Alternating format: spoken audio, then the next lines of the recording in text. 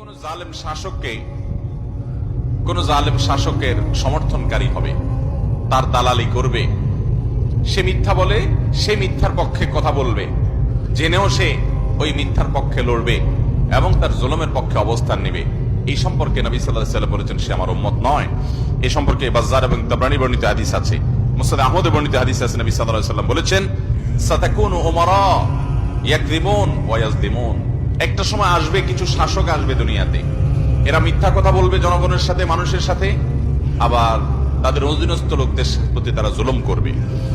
ফামান সাদ্দাকাহুম বিকিযবিহিম ওয়া আ'আনাহুম আলা যুলমিহিম ফালাইসা মিন্না ওয়া লাস্তু মিনহুম, যেই লোকগুলো তাদের এই মিথ্যা কথাকে সত্য বলে মানুষের কাছে প্রচার করবে এবং তাদের জুলুমকে যারা সমর্থন করবে, সহযোগিতা করবে, নবী সাল্লাল্লাহু আলাইহি ওয়াসাল্লাম বলেছেন তারা আমার কেউ না আর আমিও তাদের কেউ না। ওয়ালা ইয়ারিদু আলাইয়াল হাউজ, এবং কিয়ামতের ময়দানে আমার হাউজে কাউসারে তারা পানি পান করতে আসতে পারবে। ভয়ঙ্কর কথা।